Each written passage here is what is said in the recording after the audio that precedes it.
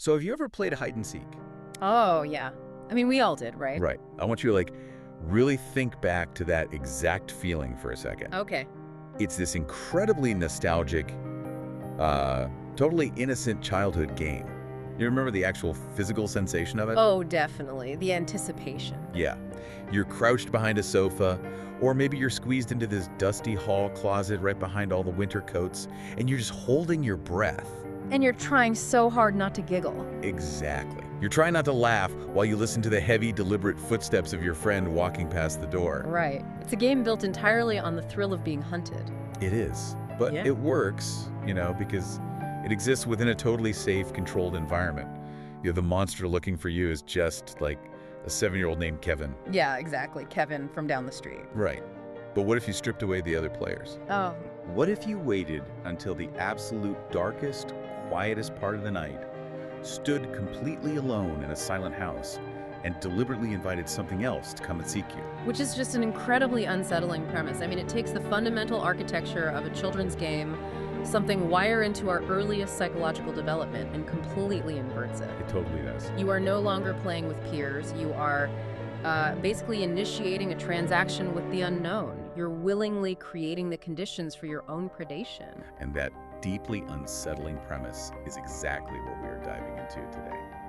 Welcome to this dark, deep dive. I'm really looking forward to this one. Today we are unpacking an infamous internet urban legend and a very real, very terrifying ritual known as Hitori Kakurenbo. Which translates from Japanese to one-man hide-and-seek, or sometimes hide-and-seek alone. Right.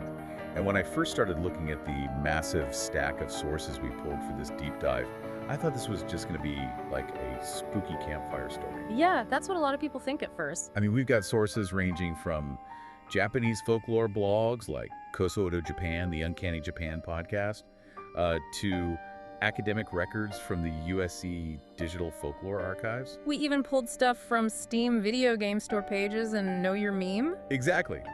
But the deeper you go into all this material, the more you realize this isn't just a basic ghost story. It's a literal psychological pressure cooker. Yeah, it really is. And I think what's super fascinating about this particular ritual is how it operates on multiple distinct levels all at the same time. How do you mean? Well, on one hand, it's this modern digital contagion, right? A viral meme that just spread like wildfire across message boards. Oh, totally. But on the other hand, the actual mechanics of the game itself, like the rules you have to follow, they are meticulously constructed from centuries-old Japanese Shinto folklore. It's a complete collision of ancient spiritual technology and, modern internet paranoia. That's a great way to put it. So to understand how those two worlds collide, we have to look at the incredibly specific, rigid rules of the game. And they are very rigid. Oh yeah.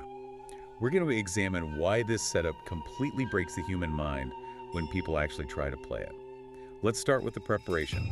Right, because you can't just jump in. No, absolutely not. Before you can even initiate the game, there is this highly specific, very unsettling shopping list of tools you need. And according to the Hide and Go Kill wiki, as well as the Kosoado Japan blog, if you mess up this preparation, the consequences aren't just a ruined game. Yeah, they explicitly warn, in all caps, by the way, that you will die. Which, are incredibly high stakes for an arts and crafts project. Right, like zero room for error.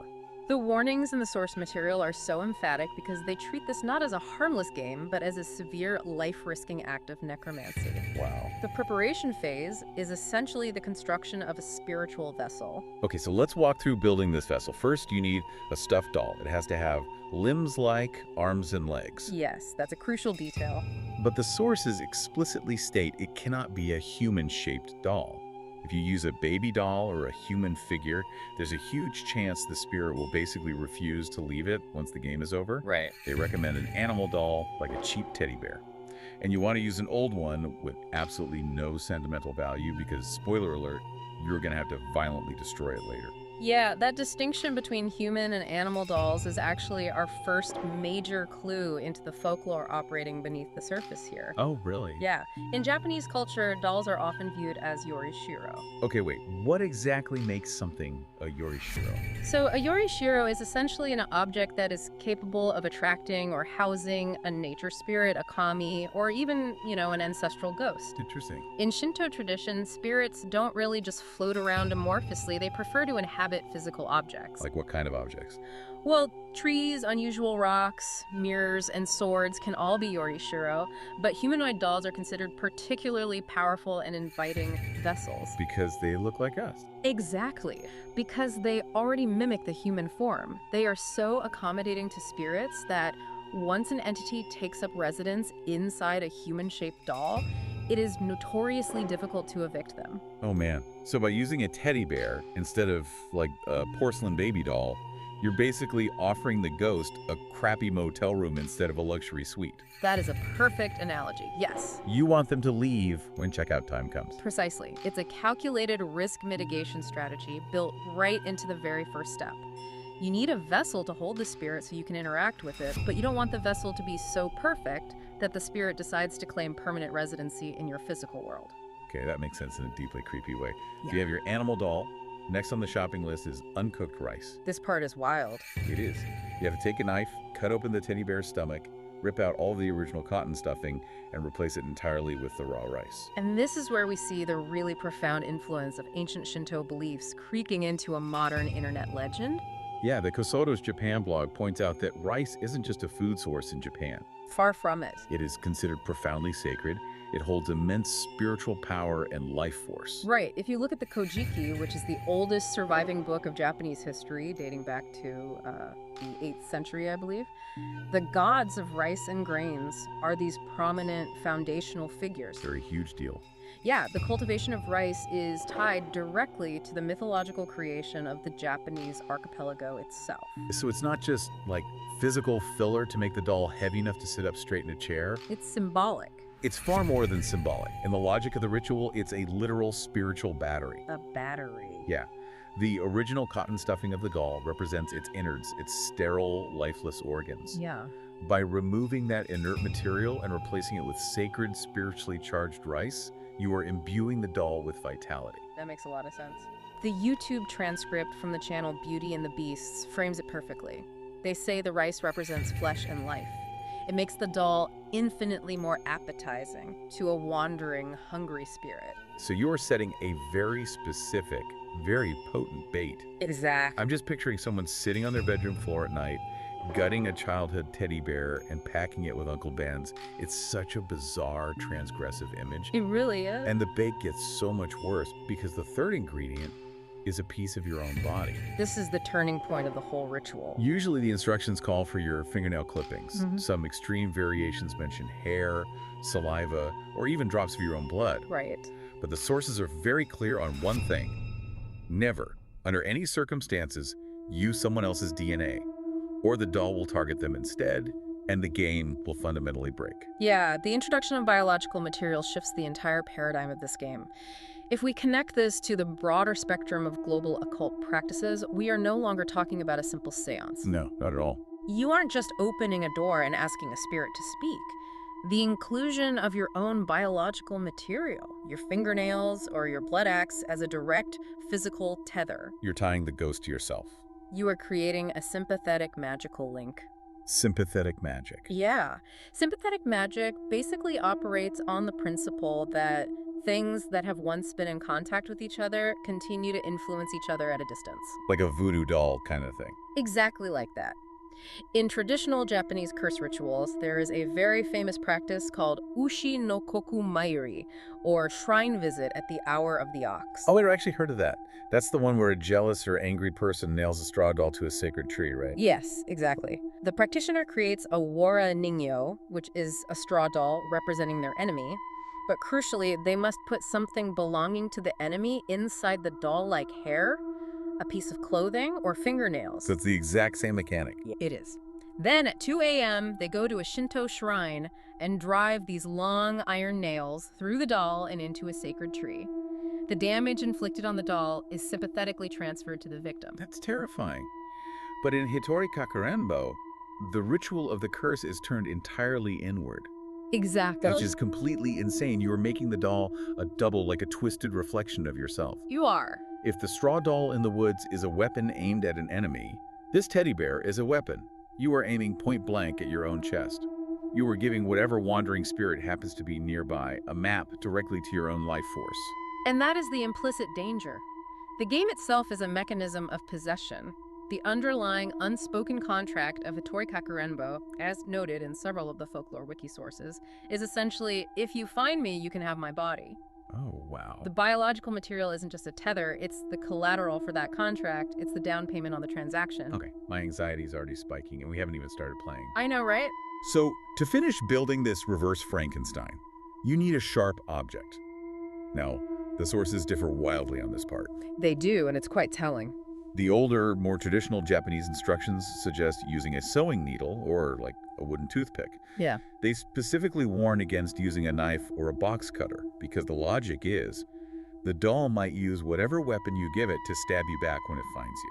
Which is a very logical fear within the rules of the game. Right, but newer sources and a lot of the Western adaptations explicitly call for a kitchen knife or a razor blade. The variation in the weapon really highlights how urban legends evolve as they spread. The needle or the toothpick represents a much more cautious, spiritually aware approach. Like they respect the rules more. Yeah, it suggests a player who understands the mechanics of sympathetic magic. They know they are likely going to suffer whatever violence they inflict on the doll, so they choose a weapon that causes a prick rather than a lethal wound. That makes total sense. But the knife, on the other hand, represents a modern horror movie escalation of the stakes. It's basically the internet age demanding more visceral cinematic danger. Right, because a toothpick doesn't look as scary in a blurry forum photo as a massive butcher knife. Exactly. If you have your doll stuffed with rice and your own fingernails. Next, you need red thread. This is my favorite part of the ritual design. It's so creepy. You use the red thread and a needle to sew the doll's stomach back up. But you don't just tie off the knot and cut the string. No, you can't. You have to take the remaining length of the red thread and wrap it entirely around the outside of the doll's body, basically binding its arms and legs together. The symbolism here is layered and incredibly rich. On a literal level, the red thread visually represents blood vessels. Oh, gross. Right. Which further anthropomorphizes the doll, continuing the process of turning it into a living surrogate. But functionally, the act of wrapping the doll in the excess thread is an act of binding magic. Like binding the spirit inside? Yes, precisely. You are sealing the spiritual power of the rice and the entity you are about to invite inside the vessel. You are locking the door from the outside. Wow. You want the spirit trapped within the confines of the doll's physical form. You are creating a pressurized spiritual container. If you don't bind it, the spirit could simply consume the offering and freely roam your house. Which is obviously not what you want. Not at all. So we've built this terrifying DNA-laced, rice-filled, red string-bound effigy.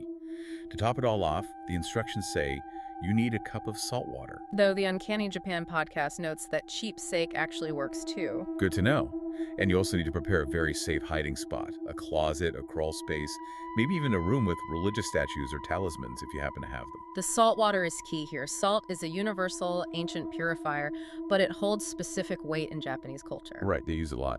It is used to purify Shinto shrines, to cleanse the ground of graves, and you even see sumo wrestlers throwing handfuls of salt to purify the wrestling ring before a match. Oh yeah, I've seen that. It is a spiritual antiseptic. In this game, it is the player's only defensive countermeasure. The only thing keeping you safe. Yes. So, the trap is set, the vessel is built. Now we have to talk about how to actually trigger it. Because you can't just play this on a sunny Tuesday afternoon. No, the environment has to be perfectly controlled. The sources outline a very rigid, environmentally specific sequence of events that you have to execute flawlessly. This is where the meticulous preparation ends and the psychological pressure cooker officially begins. The environmental controls are designed to isolate the player completely. First, you have to wait until exactly 3000, not 2.0, not 400. It has to be 3:00 a.m. At exactly 3:00 a.m., you walk through your house and turn off every single light. The entire house must be pitch black. The only light source allowed is one television and has to be tuned to a dead channel with static. Just the visual snow. Right, no volume, just the visual snow and the hiss. The selection of 3:00 a.m. is absolutely not arbitrary. Across many global cultures, but particularly in Japanese ghost lore, 3:00 a.m. is the witching hour. Right, we've all heard of that. Specifically, it falls into the traditional Japanese timekeeping period known as the Hour of the Ox. It is the specific window when the veil between the physical world of the living and the spiritual realm of the dead is considered to be at its absolute thinnest. So it's like rush hour for ghosts. Exactly. Spirits are most active, most potent, and most free to cross over at this hour. And physiologically, 3.0 a.m. is roughly the time when the human body's circadian rhythm is at its absolute lowest point. Yes, your biology is working against you. Your core body temperature drops, your cognitive defenses are down, your brain is flooded with melatonin demanding sleep. You are basically at your most vulnerable. That combination of cultural expectation and biological vulnerability is incredibly potent. But the addition of the television static is what truly elevates the environment. How From a folklore perspective, white noise and electronic static are frequently viewed in paranormal circles as conduits for EVP electronic voice phenomena. like ghost hunting shows. Exactly. The theory is that spirits lack the physical vocal cords to speak in our atmosphere, so they require a blank acoustic frequency to manipulate into sound. The static creates a literal doorway for communication. It's the ghost's microphone. That's it exactly. But from a purely psychological and physiological perspective, sitting in a dark house with a static TV provides a baseline of sensory distortion. It's just disorienting. It fills the silent house with a constant, aggressive hissing pressure. It bathes the immediate environment in a cold, flickering, erratic blue light. It actively degrades the player's ability to see into the shadows or hear subtle noises clearly. It is a deeply hostile sensory environment. It sets the absolute perfect stage for the brain to start making mistakes. Oh, without a doubt. So the house is dark, the TV is hissing, you take your doll. Let's say you named it Fluffy. Good name, but remember the rule. Yes. The wiki sources are adamant on this point. Never use your own name and never use a friend's name, or you will directly curse that person. Very important distinction. So you take Fluffy to the bathroom, you stand alone in the dark, maybe illuminated by the moonlight through a window, and you say out loud 3 times, "First tagger is your name." Or in some translations, for the first round, I'm it. Right. By speaking those words aloud in an empty room, you are formally initiating the ritual. You are declaring the start of the game to the empty house, basically establishing the rules of engagement with whatever might be listening. Then you take the doll and you fully submerge it in a bathtub or a sink basin filled with water. Water is another crucial elemental bridge here. In countless mythological traditions, from the river Styx in Greek mythology to the Sanzu River in Japanese Buddhism, water represents a physical boundary between the land of the living and the land of the dead. And bathrooms are already kind of weird spaces. They are. Bathrooms themselves are considered liminal spaces. They are transitional, watery places that naturally attract spirits and impurities. By submerging the doll, you are essentially baptizing it into the spiritual realm. You are opening the door. Okay, so after the doll is submerged, the instructions say you must close your eyes, count to 10, and then walk into another room. Giving the spirit time to enter. Right. Then you return to the bathroom, you walk up to the bathtub, pull the heavy wet doll out of the water, look at it and say, "I found you, Fluffy." And then you take your weapon and you violently stab the doll. This is the moment of initiation. It's so intense. In the logic of hide and seek, the seeker has to physically tag the hider. By finding the doll and enacting violence upon it, you complete your turn as the seeker. You have found the hider. In the USC Digital Folklore Archive, there's actually a variation recorded by a 22-year-old college student in 2020 where she says the player literally takes a knife, stabs the doll, and then uses the red thread to tie the knife directly to the doll's hand. Which is an incredible escalation of the danger. You are literally arming the spirit you just invited into your home. You are giving a hostile entity a physical weapon. Just absolute madness. So you've stabbed it. You leave the weapon buried in the rice and cotton. Then you look at this soaked, ruined, rice-filled toy, and you say 3 times, "Now Fluffy is it?" Passing the turn. Exactly. You take your cup of salt water, you put a large gulp of it in your mouth, and the rules scream at you under penalty of death not to swallow it. Do not swallow. You grab the cup with the remaining salt water and you turn and run to your hiding place, and the #1 rule is you run down your dark hallway. Never ever look back over your shoulder. Just put yourself in the psychological shoes of the player in that exact moment. Imagine the scenario we've just constructed. It's terrifying. You are severely sleep deprived. You are completely alone in a pitch black house.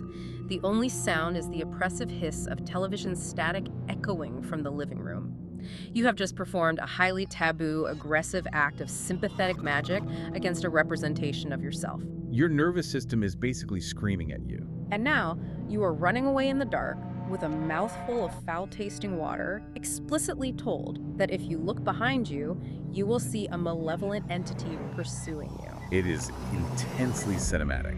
It's like you are directing yourself in a psychological thriller, and you're forcing yourself to play the victim. That's a great way of looking at it. You get into your closet, you shut the door, you huddle in the dark, and you wait. Which brings us to the actual experience of playing.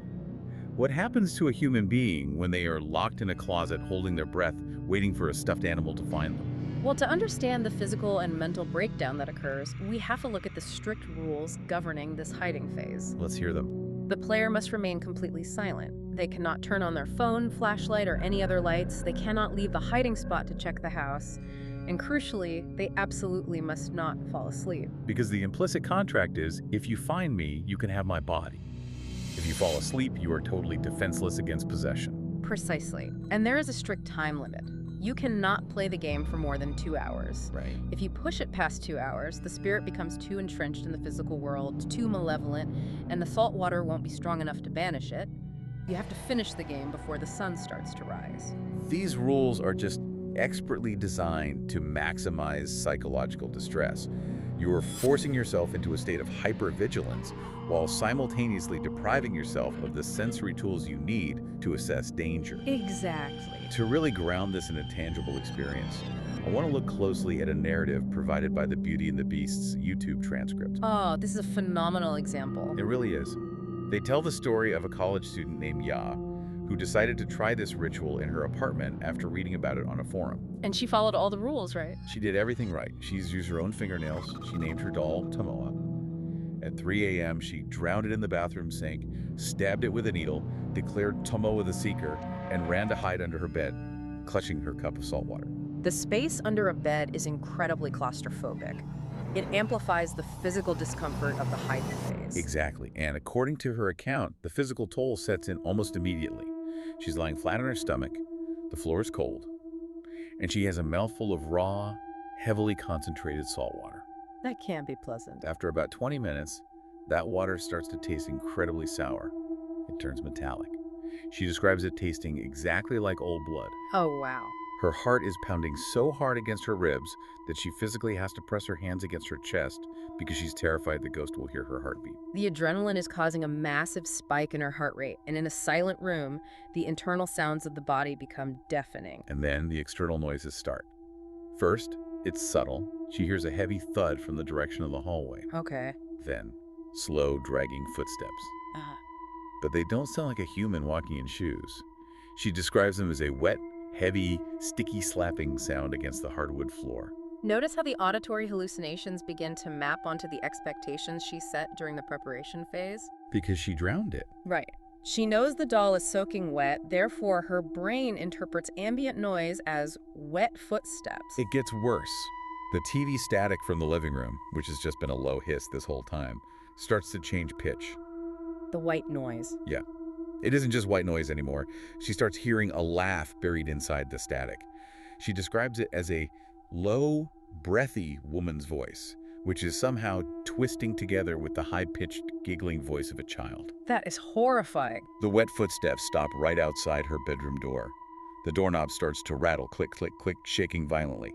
A damp, sour smell like rotting river water creeps under the door and into the room. Look at the escalation of sensory input across multiple modalities here. Everywhere. It's not just auditory anymore, it's olfactory. She smells the rot. It's visual. She's staring at the doorknob shaking. Her entire sensory apparatus is confirming the presence of the threat. And the tension finally breaks when the TV in the living room suddenly roars in volume and a woman's voice shrieks directly through the static. "Found you!" Yai is absolutely terrified. But she knows she has to end the game before the 2-hour limit. She crawls out from under the bed, mouth still full of the disgusting metallic water. She creeps out of her bedroom, fully expecting to see the doll in the hallway. But it's not there. It's empty. She goes to the bathroom sink where she left it. The sink is empty. The displacement of the object is the ultimate confirmation of the supernatural for the player. She finally creeps into the living room, illuminated only by the blue light of the static TV. And there, sitting perfectly upright in the center of the living room coffee table, is the doll, Tomoa. Oh, man. But it isn't wet. It is bone dry. The red thread she used to stitch its belly closed has violently burst open. Grains of raw rice are spilling out onto the glass table, and its black button eyes are staring directly at the hallway she just walked out of. It's a masterful, deeply unsettling horror narrative. It hits every beat of a classic ghost story. Just perfect. But if we want to truly analyze this through a psychological lens, we have to deconstruct why players like Ya report experiencing these incredibly specific terrors. We have to ask the hard question. Is it real or fake? Essentially, yes.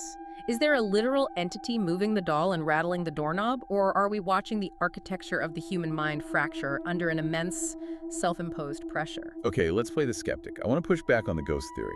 Break down the psychology of Ya's experience. How does a rational college student hallucinate wet footsteps and a screaming TV? First, we have to establish the baseline physical state of the player. As we noted, it is 3:00 a.m. Right. The player is experiencing acute sleep deprivation. Sleep deprivation naturally lowers the brain's cognitive defenses.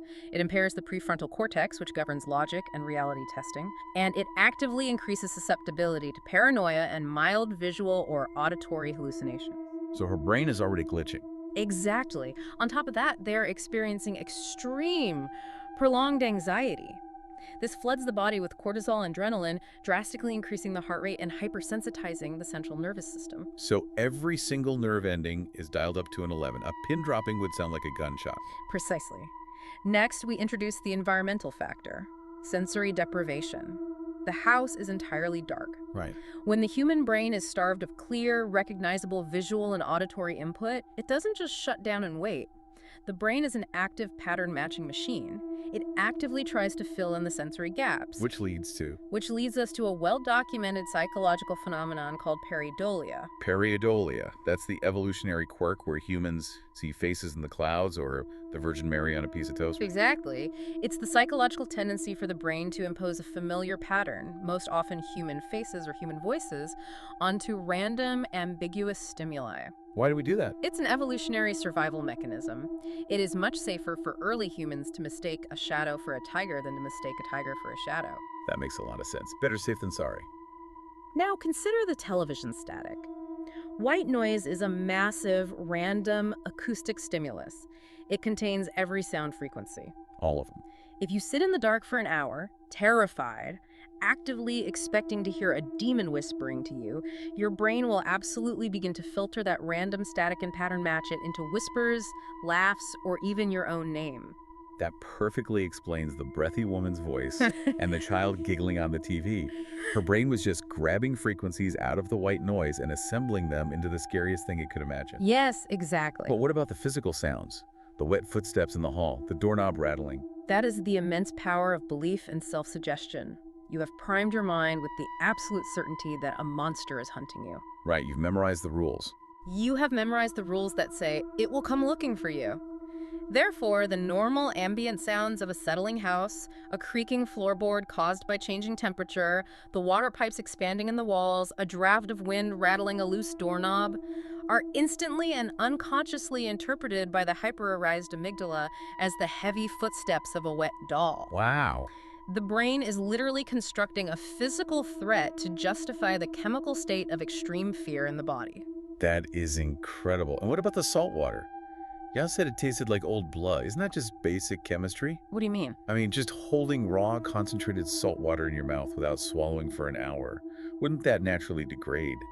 Wouldn't the heavy salt content react with the enzymes in your saliva and begin to break down the taste receptors on your tongue, causing it to taste incredibly foul, metallic, or sour? Oh, absolutely. The physiological reality of holding a saline solution in the mouth for an extended period will inevitably cause a breakdown in taste receptors, leading to sour or metallic flavors. So it's not a ghost, it's just biology. It will also dry out the mucous membranes, causing physical discomfort, but because the player is in a state of terror, they don't interpret it as chemistry.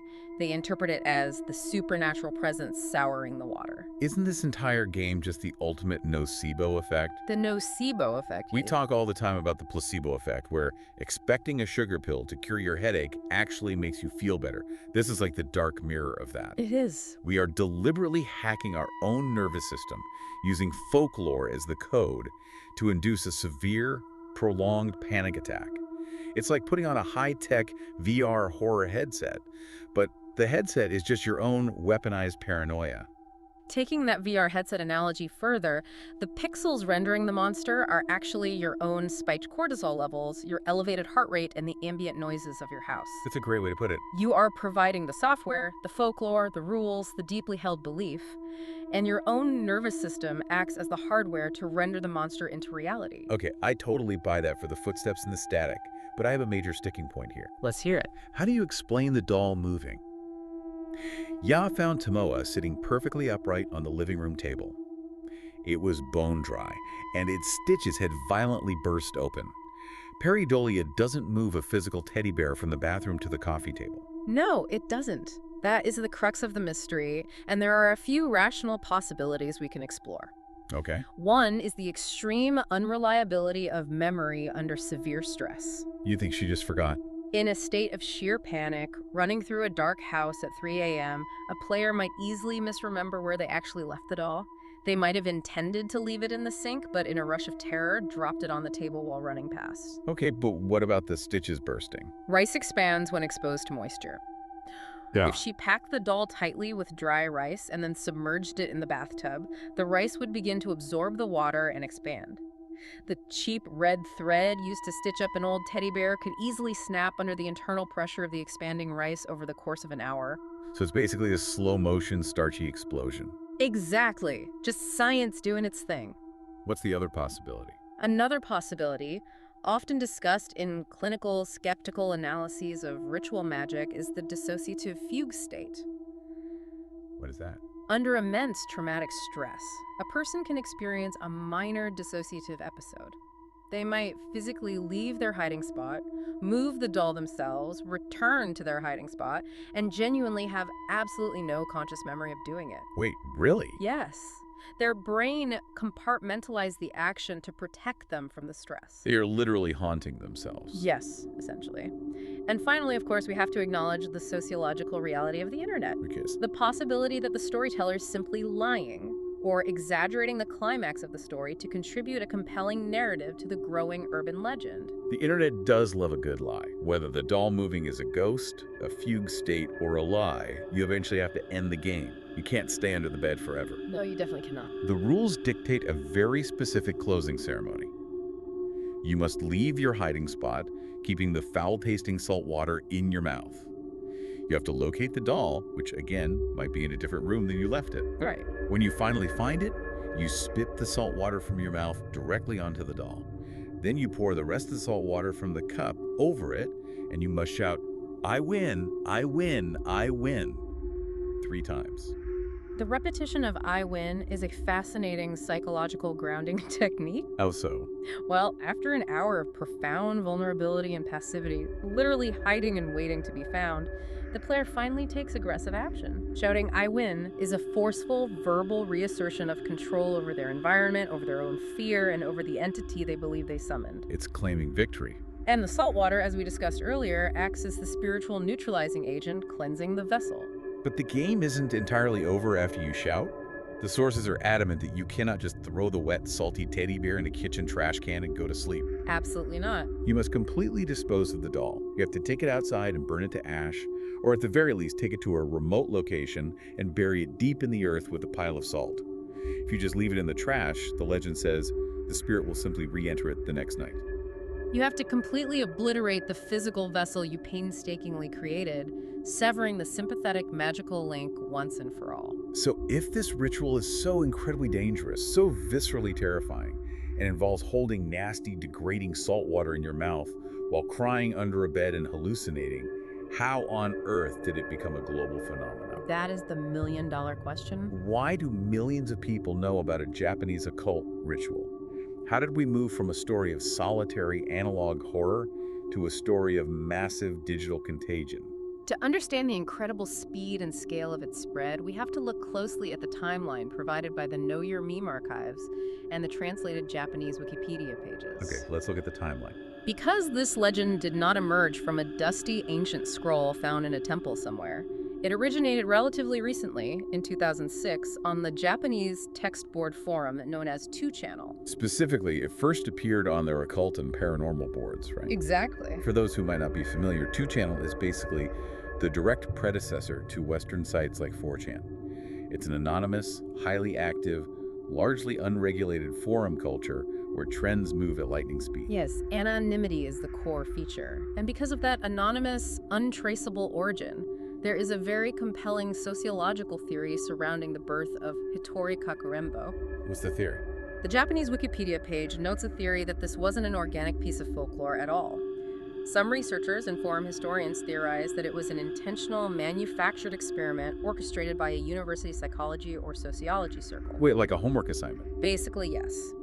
The theory goes that these students wanted to study exactly how urban legends are born, how they mutate, and how quickly they can spread through modern anonymous digital networks.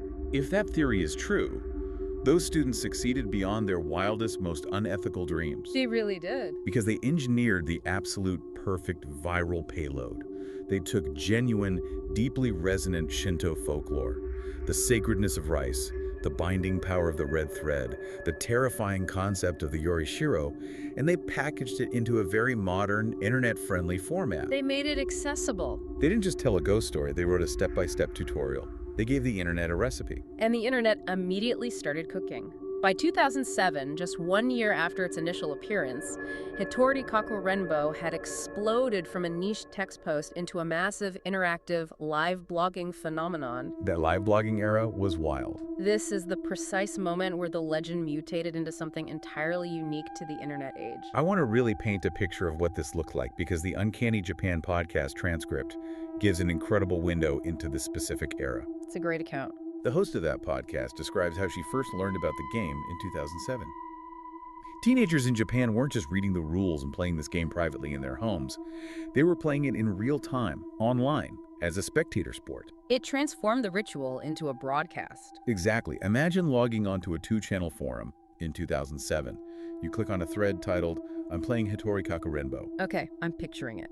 The original poster would set up the doll on their bathroom sink. They would take a grainy, low-res flip phone photo of the gutted bear filled with rice, and they would post it to the board. Providing evidence. They would announce the name they gave it. I named it Kenta.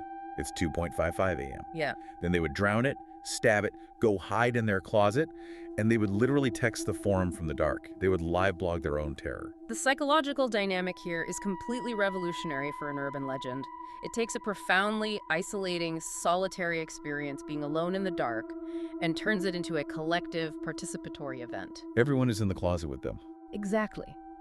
The internet essentially functions here as a modern-day campfire. The thousands of anonymous lurkers hitting the refresh button on the forum become the audience sitting around the fire, watching the horror narrative unfold in real time, reacting to it, and egging the storyteller on. And the updates from the closet were terrifying. They'd post, "The TV channel just changed volume by itself," or "I hear something wet dragging in the hallway." Feeding the hype. They would even reach their phones out of the closet into the dark hallway, snap a photo with the flash on, upload it to the board, and ask the thousands of people watching, "Did you guys see a face in the shadows near the kitchen?" They're crowdsourcing their pareidolia. They are asking the collective imagination of the internet to validate their hallucinations. And here is the absolute genius and the terror of that live blogging format. The Uncanny Japan host notes the narrative twist that invariably happened in almost every single popular thread. The silence. Yes, a player would be posting frantically from their closet. The timestamps are 2 minutes apart. I hear footsteps. They are heavy. Someone is in the room with me. The doorknob is rattling. Right. And then, nothing. They would abruptly stop posting entirely. The silence would stretch on for 10 minutes, then an hour. And people would freak out. The hundreds of online lurkers watching the thread would go into an absolute collective panic. They would be convinced in that moment that the player had just been genuinely murdered or possessed by a teddy bear. It is the ultimate digital cliffhanger. The sudden absence of data is far more terrifying than a photo of a ghost. Because your mind fills in the blanks. Exactly. It allows the collective anxiety of the audience to fill the void, assuming the absolute worst possible outcome. It validates the danger of the legend to the entire community without requiring a single shred of actual empirical proof. The silence is the proof. It's brilliant. It's a self-sustaining hype machine. And it works so well that by 2008, the legend breached the language barrier. It escaped the Japanese internet. It went global. It hit the English web via a popular translated Japanese horror blog called Saya in Underworld. From there, it was like a match in a fireworks factory. It spread everywhere. It spread to LiveJournal, to 4chan's Paranormal Board, to Reddit's No Sleep community, and eventually to the Creepypasta Wiki, where it was read by millions of Western teenagers. And as it crossed those massive cultural borders, the legend naturally began to mutate. Folklore is a living thing. It adapts to its environment. How did it change? Different cultures tweaked the rigid Japanese rules to fit their own contexts and their own cultural fears. Yeah, the USC Digital Folklore Archive gives us a perfect, fascinating example of this mutation. They recorded an interview with a 22-year-old American college student in California in 2020. Okay. Her version of the game still had the rice and the red thread, but she added a distinctly American slasher movie element.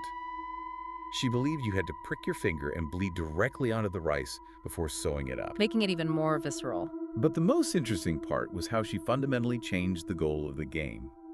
She didn't have a strict 2-hour time limit to banish the spirit. She believed the goal was an endurance test. You had to survive until sunrise. That's fascinating. And when the folklore interviewer asked her, "What do you get if you win? What's the reward?"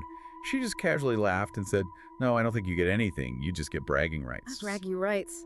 That phrase is incredibly revealing. That is a distinctively American, highly competitive reframing of the ritual. Totally. In the original Japanese context, the ritual is a grave, dangerous brush with the occult, an act of self-cursing that demands extreme caution and purification. Serious business. But in the American college context, stripped of its Shinto reverence, it simply becomes a frat house endurance test. It's a dare. It's a way to perform and prove one's bravery to a peer group. The spiritual danger is replaced by social currency. There are other wild, completely baffling variations too. The Know Your Meme archive notes one bizarre Western version that completely ditches the rice and fingernails.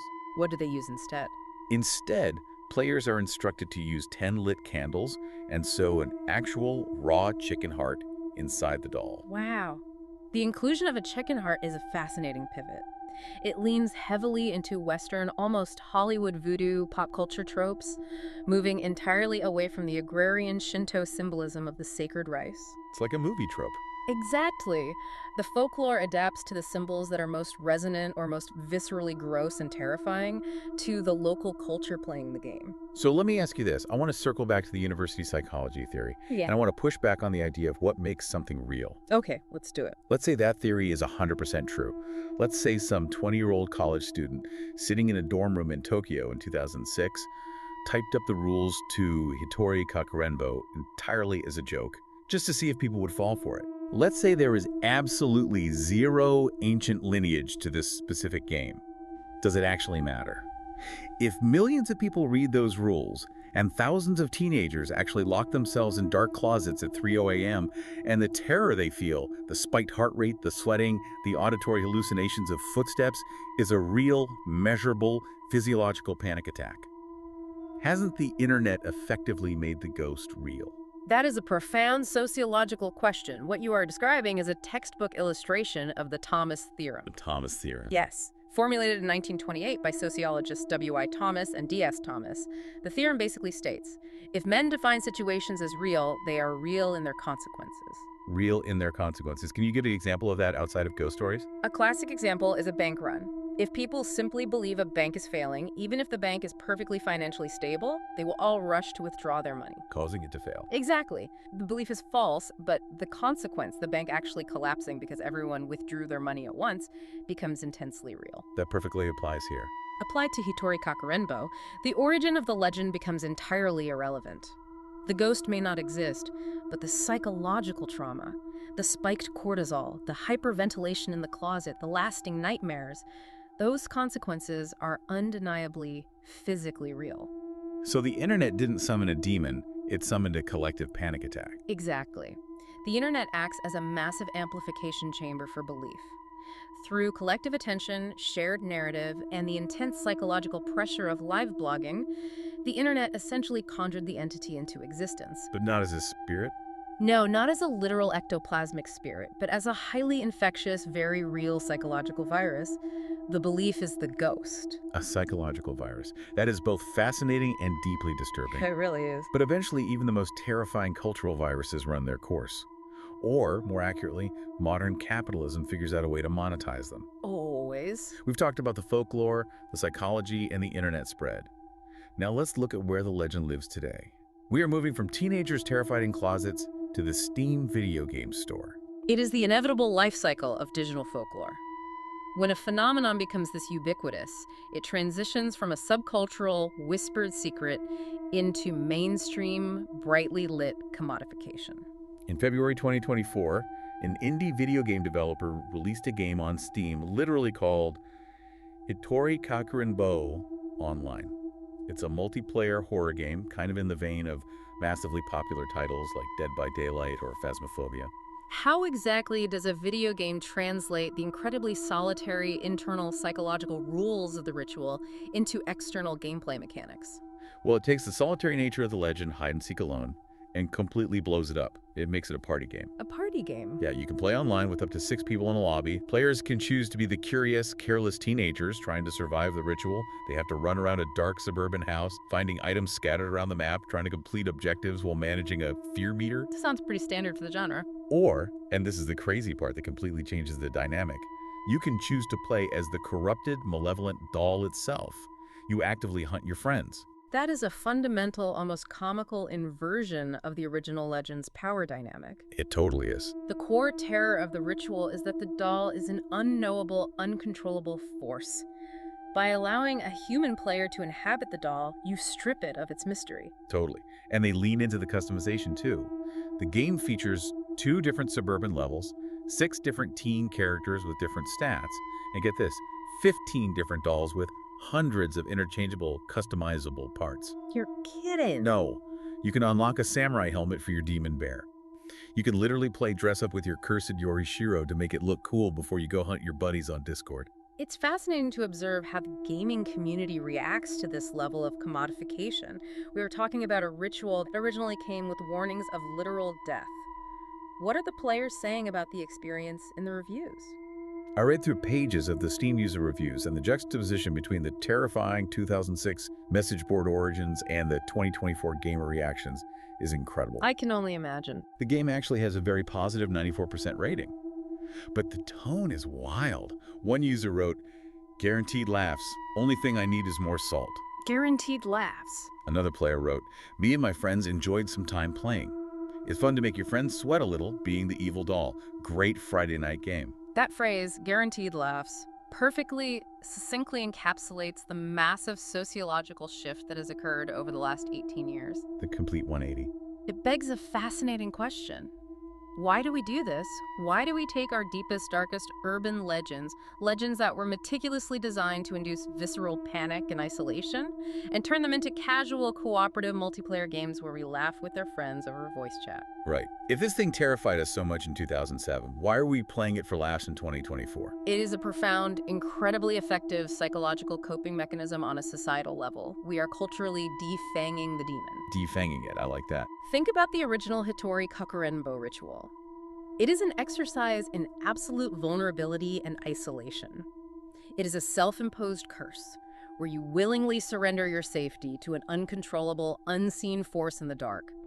It represents the ultimate human fear, the loss of bodily autonomy, literal possession. Because you're sitting in a closet holding foul water in your mouth, passively waiting to be claimed. But when you take that exact same scenario and adapt it into a multiplayer video game, you aggressively reclaim the power. By making it a cooperative social experience, you immediately strip away the isolation. You aren't alone anymore. You are laughing with 5 friends. By giving the teenagers objectives, flashlights, and items to collect, you restore their agency. They aren't just hiding, they are fighting back. And playing as the doll. Most importantly, by allowing a player to actively control the doll, you take the terrifying, unknowable entity of the legend and you map its behavior onto a keyboard and a mouse. You know its limits.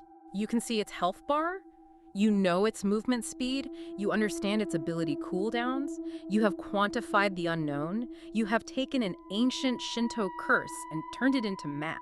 It's such a fascinating way to look at it. We are literally playing with our food. We're taking the thing that gave an entire generation of internet users nightmares, and we're turning it into a Friday night Discord call where we yell at our friends for forgetting to bring the virtual salt water. Exactly. We mock the thing that once terrified us to prove to ourselves that it no longer holds any power over us. It's therapeutic. The digital contagion that caused so much panic in 2006 has essentially evolved into a digital vaccine.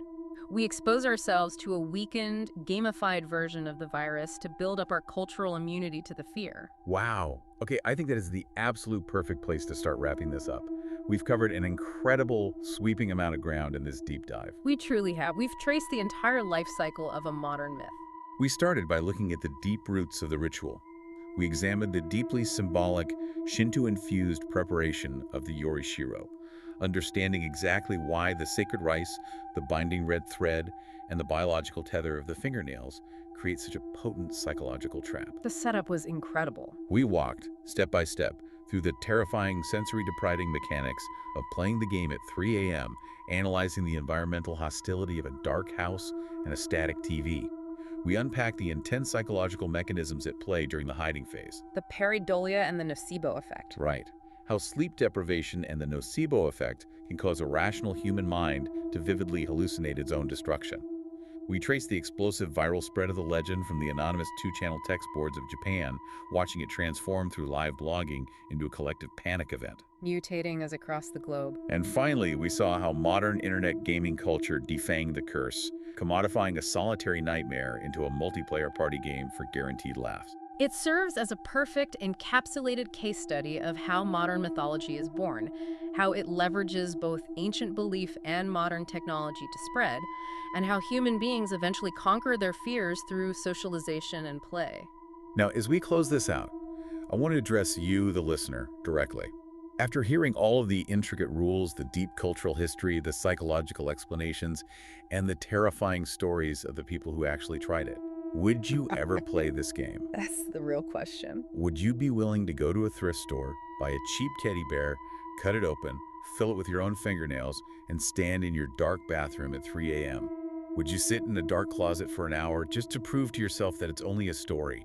Just to prove that the footsteps are only pareidolia unsettling floorboards? It is a very tempting proposition for the fiercely skeptical mind, a dare to test the limits of one's own rationality. But before you go raiding your pantry for uncooked rice and table salts, I want to leave you with a final, slightly unsettling thought to mull over. Earlier, we established a very important point. We noted that this entire ritual is powered almost entirely by the human mind. It is driven by self-suggestion, by the placebo and nocebo effects, by belief, and by deeply internalizing the strict, terrifying rules of the curse. The human nervous system is the hardware that renders the horror into reality. Right. So, if we accept that premise, then the spirit doesn't actually live in the physical teddy bear. It doesn't live in the sacred rice or the red thread or the water in the bathtub. It lives purely in the knowledge of the game. It lives in the details of the rules. Which leads to a rather terrifying logical conclusion. So simply by listening to this deep dive for the last hour, by learning the exact step-by-step instructions, by visualizing the flickering blue light of the television static, and by imagining that wet, heavy doll sitting on a coffee table in the dark, haven't you already invited the ghost into your own mind? The knowledge is the contagion. And you just downloaded it. The next time you are sitting alone in a dark, silent house late at night, and you hear a random heavy creak in the floorboards, will your brain just brush it off as the wind? Or will it instantly remember the rules of Hitori Kakurenbo? The door has been opened, the parameters have been set. You remember what we said at the very beginning about playing hide and seek, how it's a game built entirely on the thrill of being hunted? Well, now you know the rules to a very different, much darker version of the game. And whether you actually want to play it or not, you might just find that something is already seeking you. Sweet dreams. Thank you so much for joining us on this incredibly dark, deep dive into the source material. We'll see you next time.